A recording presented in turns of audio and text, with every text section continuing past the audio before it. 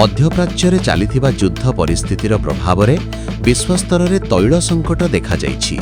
एही परिस्थितिरे पाकिस्तान सबुठारु अधिक प्रभावित देशमानंक मध्यरे रहिछि।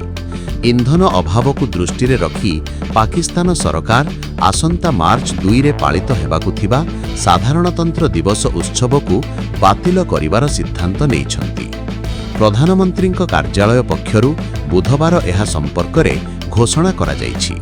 पेट्रोल, डिजेल और रंधन गैसर तीव्र अभावकु देखि सरकार विभिन्न कटकणा लागू करिछन्ति। सरकारी कर्मचारींकु सप्ताहरे 4 दिन वर्क फ्रॉम होम करिबाकु निर्देश मिलिछि। एहासह सरकारी विद्यालय रे ऑनलाइन शिक्षा चलिछि।